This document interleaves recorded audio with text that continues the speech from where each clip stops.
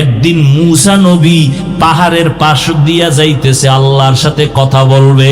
হঠাৎ তাকায় দেখে একটা পাথর কান্না করে নহর জারি করলো।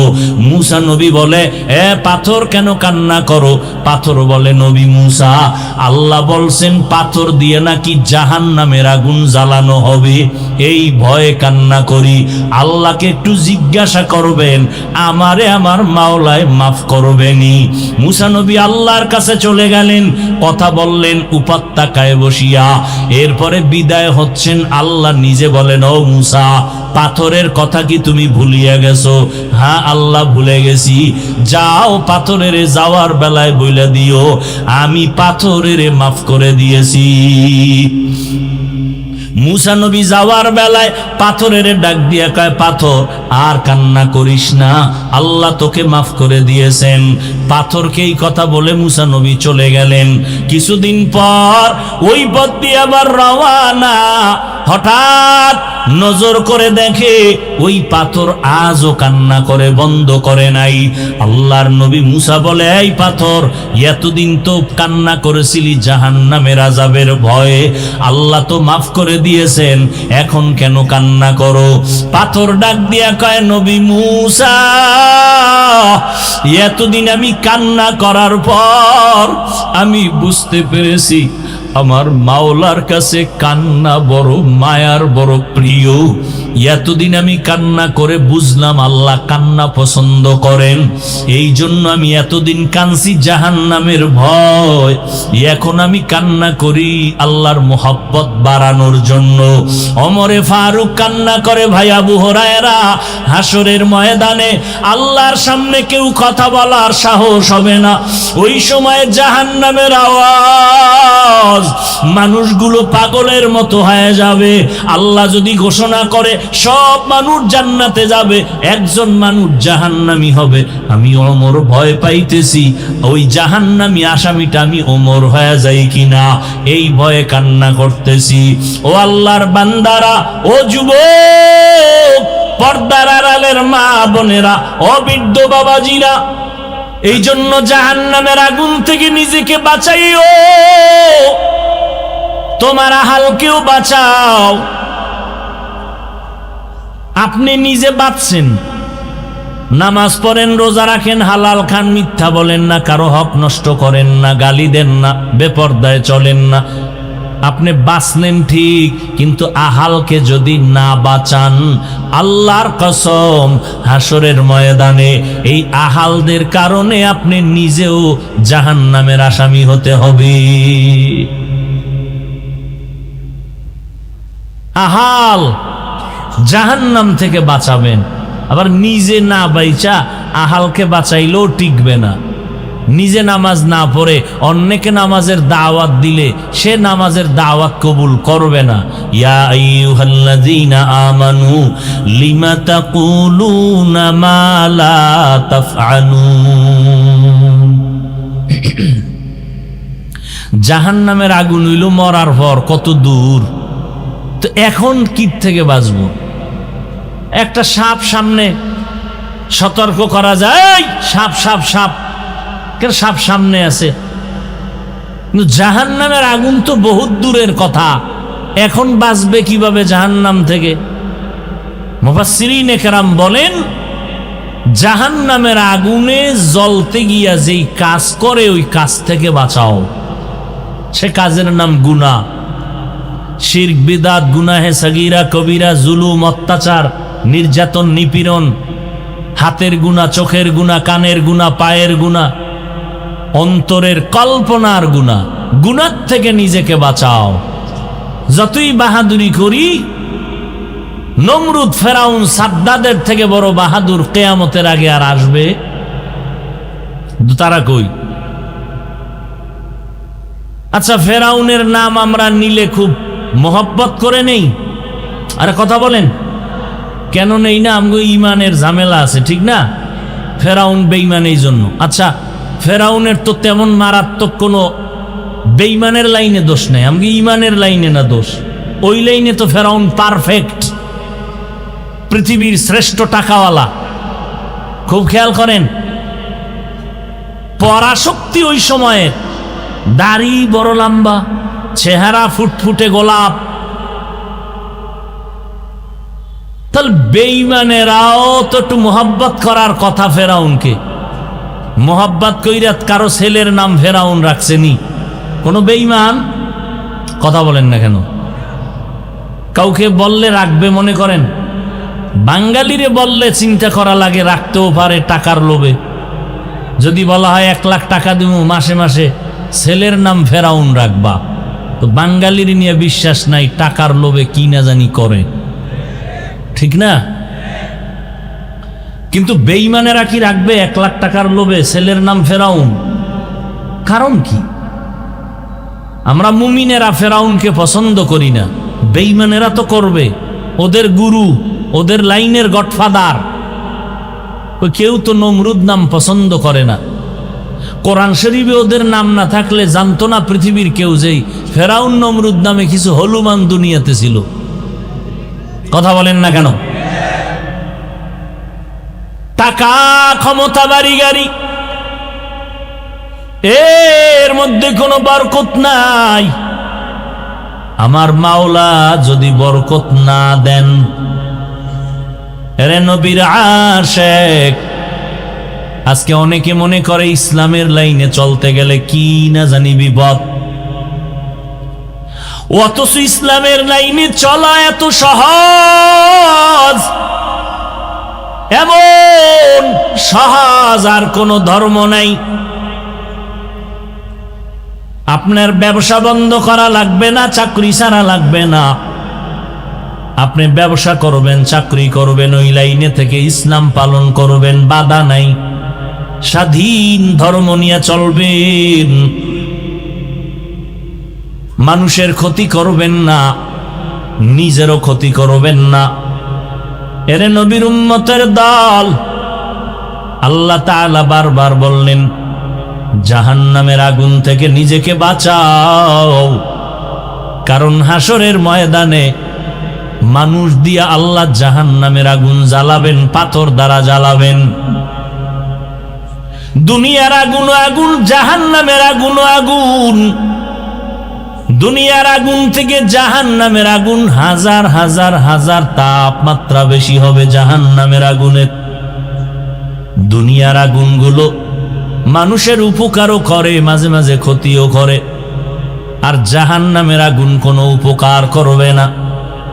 দুনিয়ার আগুনের দ্বারা গ্যাস তৈরি হয়, দুনিয়ার আগুনের দ্বারা আমরা খানা পাকাইয়া খাই, দুনিয়ার আগুনের দ্বারা ইটের বাটা জ্বলে না, আগুন দিয়া মানুষের ইট তৈরি হয়, পাথর তৈরি হয়, বিল্ডিং তৈরি হয়।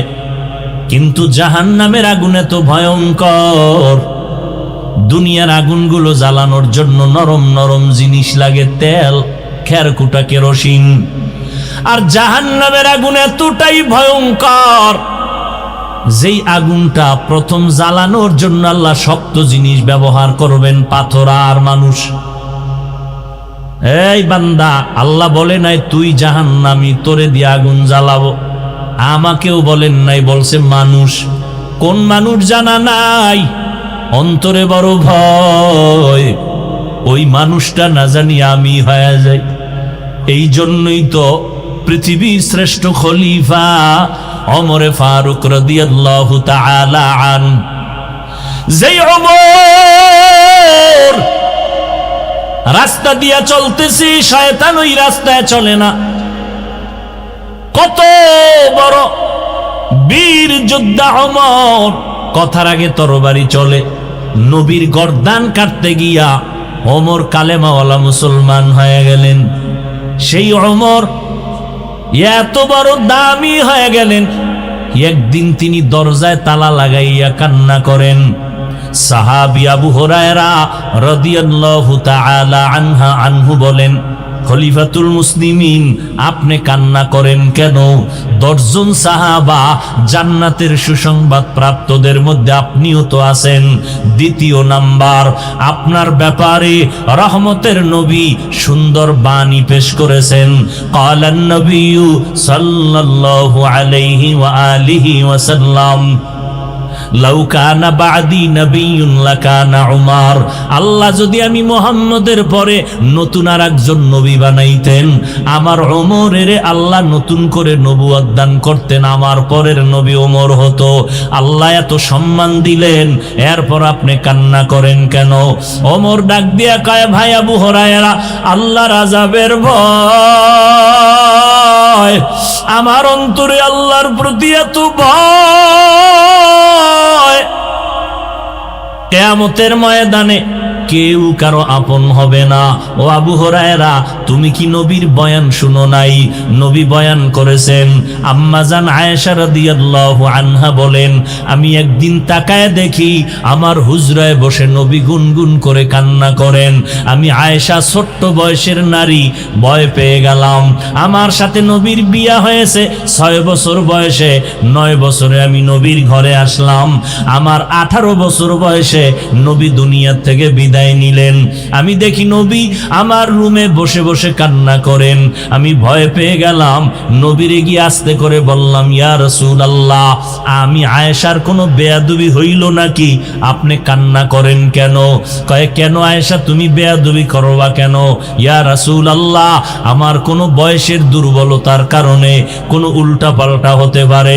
কয়, না, হয় নাই। তো আপনি কাঁদেন কেন?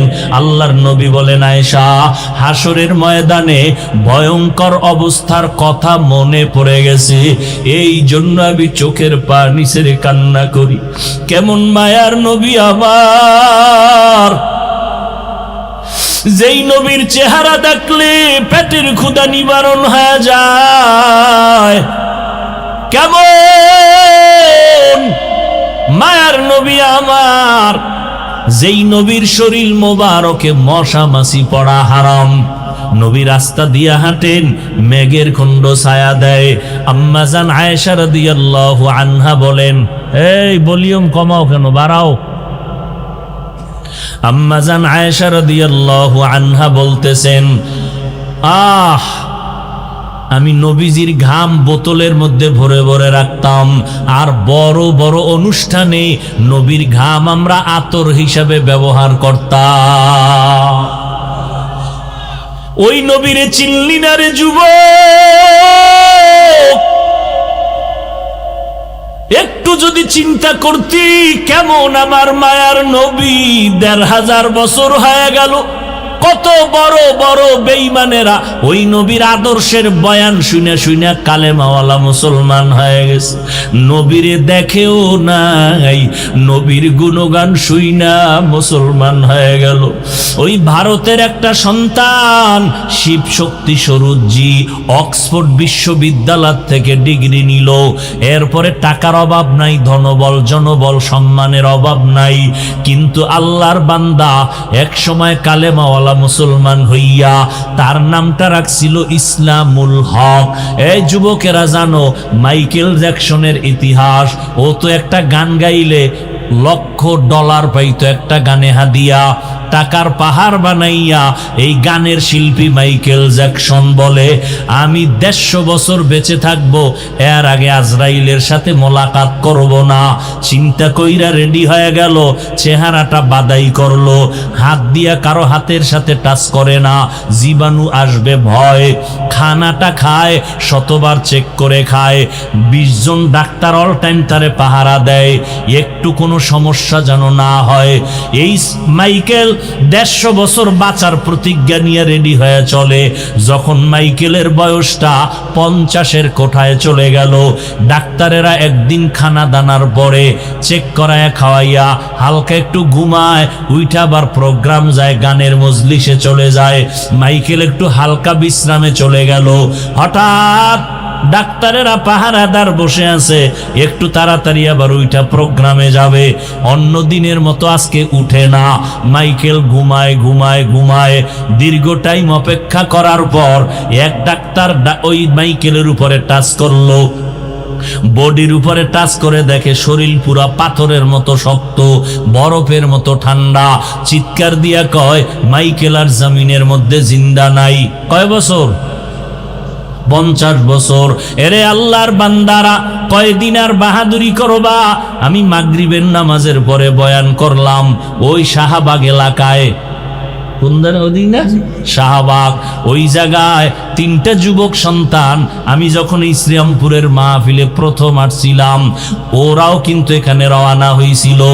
কিছু দূর কাছাকাছি আইসা ওরা গাড়ি অ্যাক্সিডেন্ট হইয়া ওই শাহবাগের 3টা যুবক মারা গেছে জায়গায়, এখানের মাহফিল পর্যন্ত পৌঁছতে পারে নাই।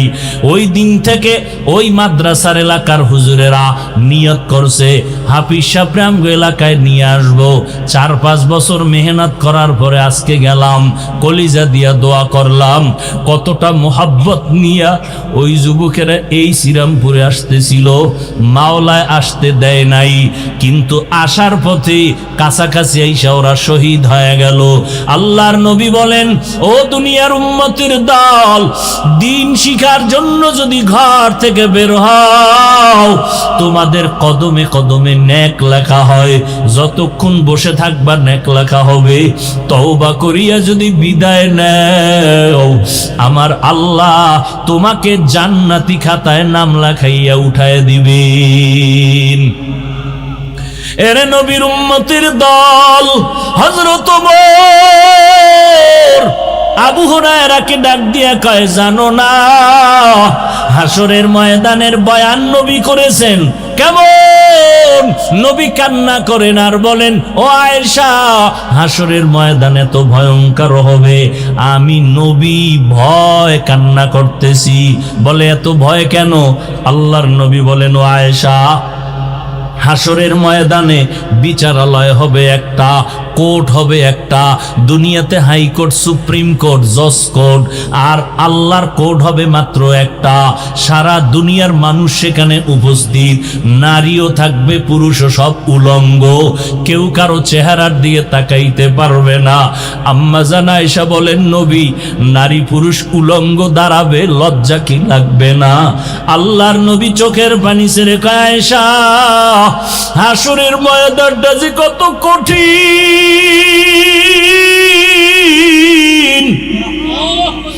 একদিকে সূর্যের গরম, অপরদিকে জাহান্নামের আগুনের গরম, আর একদিকে আমার মাওলা পাকের কুদরতি রাগান্বিত আওয়াজ, লিমানিল মুলকুল ইয়াউম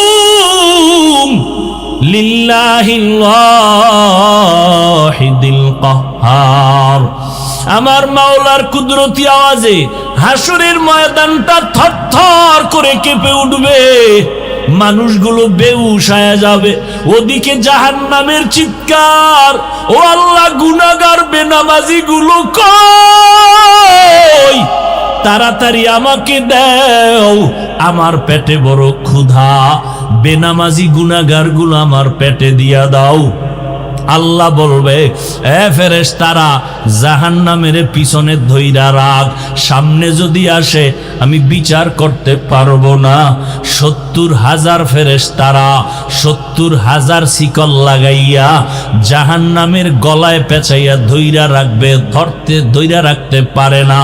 70,000 শিকল লাগাইয়া এক একটা শিকলের গোড়ায় গোড়ায় 70,000 করে ফেরেশতা টানিয়াও ধরে রাখতে পারে না। এমন একটা অবস্থা হবে হাসরের মাঠ। এরে আল্লাহর বান্দারা, বড় কঠিন হালাত হবে। ওই সময় আমার উম্মতেরা, নবী বলেন, পাগলের মতো দৌড়াবে। ঈসা নবীর কাছে যাবেন, নবী একটু সুপারিশ করবেননি, সূর্যের গরম সইতে পারি না, সূর্যের গরমে মাথার মগজগুলো টাস টাস করিয়া ফাটিয়া যাবে, পায়খানার রাস্তা দিয়া পেটের সব নারী বুড়িগুলো পড়তে থাকবে। মুসা নবী বলবে, আমি পারবো না। ঈসা নবী বলবে, আমি পারবো না। ইব্রাহিম নবী বলবে, আমি পারবো না। সবাই নিজের ব্যস্ত হয়ে যাবে, উম্মতের কথা ভুলিয়া কাঁদবেন আর বলবেন, আল্লাহ আমাকে বাঁচাও। মুসা নবী কাঁদবেন আর বলবেন, আল্লাহ আমারে বাঁচাও। ঈসা নবী কাঁদবেন আর বলবেন, আল্লাহ আমাকে বাঁচাও। উম্মতেরা পাগলের মতো দৌড়াবে, ওদিকে জাহান্নামের ধৈরা রাখা যায় না। জাহান্নামের আওয়াজে হাসরের ময়দান কাঁপতে থাকবে। গুনাহগার গুলোকে আল্লাহ দেওয়ার ওয়াদা করেছেন। আল্লাহ পাক রব্বুল আলামিন জাহান্নামকে শিকল লাগানোর অর্ডার দিয়ে দিলেন, কিন্তু ধরে রাখা যায় না। নবী বলেন এমন এক হালাত, জাহান্নামের আওয়াজ আমার উম্মতের দিকে যখন ধেয়ে আসবে, আমি আর দেরি করব না, আমি সাথে সাথে সেজদায় পড়ে কান্না শুরু করব। ঈসা নবী কাঁদবেন, আমাকে বাঁচাও। মুসা নবী কাঁদবেন, আমাকে বাঁচাও। ইব্রাহিম নবী কাঁদবেন, আমাকে বাঁচাও। মুহাম্মদ আমার মাওলার কাছে সেজদায় পড়ে কাঁদবো,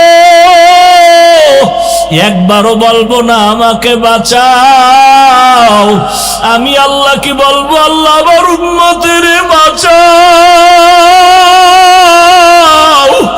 আমার একটা উম্মত যেন জাহান্নামে না যায়। আল্লাহ আমার উম্মত গুলোরে বুঝি জাহান্নামে ধরে ফেলবে। ও আল্লাহ আমার উম্মতের বাঁচাও। আল্লাহ বলবে নবী আপনি মাথা উঁচু করেন, কান্না করবেন না, আমি আপনার কান্না সহ্য করতে পারি না। নবী বলবেন আমি কান্না বন্ধ করব। ফেরেশতাকে আল্লাহ ডাইকা একটু পানি দিবেন নিজ হাতে। ফেরেশতা এই পানির অংশটা জাহান্নামের গায়ে ছিটাইয়া দাও। যখনই দিবে, যেই জাহান্নামের 70,000 শিকল দিয়া ধরে রাখতে পারে না, ওই জাহান্নামের একটু হালকা পানি দেওয়া মাত্র জাহান্নাম দ্রুত গতিতে পেছনে দৌড়াবে। এইবার ফেরেশতারা বলবে আল্লাহ এতক্ষণ ধইরা রাখতে পারি না শিকল লাগাইয়া, এখন তুমি কোন দরবারের কোন বরকতের পানি দিলা? এটা কি জমজমের পানি, নাকি কাউসারের পানি, না জমিনের কোন সমুদ্রের পানি, নাকি আবে হায়াতের পানি যে জাহান্নামের গায়ে দেওয়া মাত্র দৌড়াইয়া পিছনে ভাগে? আল্লাহ বলবেন ও ফেরেশতা এটা জমজমের পানিও না, কাউসারের পানিও না, এই পানি আবে হায়াতের পানিও না। এইবার নবীর সামনে বলবে ও ফেরেশতা এই পানি আমার মুহাম্মাদের মুহাব্বতের উম্মতের চোখের পানি।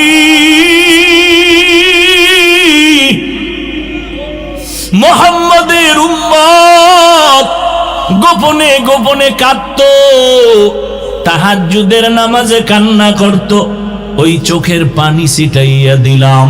মদিনার নবী বলেন ক্বালান নবী সাল্লাল্লাহু আলাইহি ওয়াসাল্লাম মান বাকা মিন খাশিয়াতিল্লাহ হারামাল্লাহু তিলকাল আইনা আলান নার।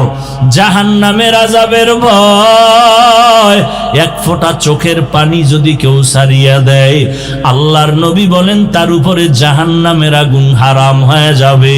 ও আল্লাহর বান্দারা, ও যুবকেরা, আজকে তাকাইয়া দেখো, মা বাবার সামনে সন্তান অন্যায় করিয়া শাস্তির ভয়ে যদি কান্না করে, কান্না করলে মা বাবার মায়া বাইরা যায়। ওই উস্তাদের শাস্তির ভয় ছাত্র যদি কান্না করতে পারে, আল্লাহর আযাবের ভয় কি এতই কম? তোমার দিলটা এত শক্ত কেন রে বাবা? তোমার দিল কি পাথরের থেকেও শক্ত হয়ে গেল?